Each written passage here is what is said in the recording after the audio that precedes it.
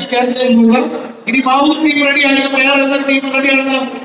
ഇത് ബാബു ടീമും ടീം കോഴിക്കോടും ബാബു ടീമും തമ്മിലാണ് മത്സരിക്കുന്നത്. ബാബുക്കാരും ടീം കോഴിക്കോട് മത്സരിക്കുകയാണ്. ഇതേ ബാബുണ്ടാണോ? ടീം കോഴിക്കോട് ബാബു അപ്പൊ നിങ്ങൾ കോഴിക്കോടെ കൊണ്ടിരുന്നു. എന്റെ ഭാഗത്ത് നിന്ന് കച്ചവടത്തിന്റെ പര്യായമായ ഹിന്ദുക്കന്മാരാണ് ബാബു ടീം. എല്ലാവരും കൂടിച്ചേർന്ന് കൊണ്ടുള്ള ടീമാണ് ഈ കോഴിക്കോട്.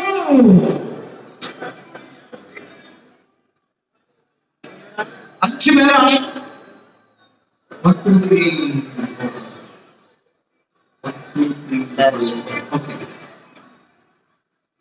ഒന്ന് വേദിയിലേക്ക് നിന്ന് ഒരു സഹകരിക്കുക. മലയാള ദേശീയ ഉത്സവമായ ഓണം ആ വേദി തമിഴ്നാട് സാന്നിധ്യത്തിലാണോ?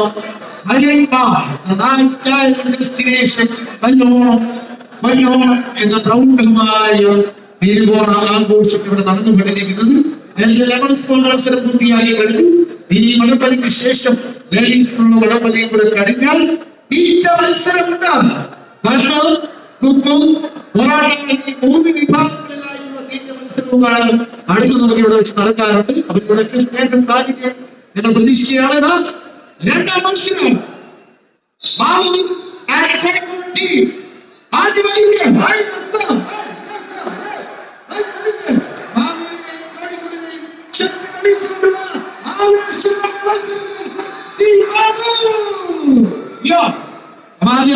ബാബുസിനാണ് വിജയിച്ചിരിക്കുന്നത്.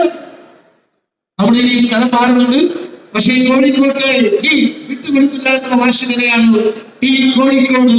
അവരടുത്ത റൗണ്ടിന് വേണ്ടി സർവസന്നാഹത്തോടും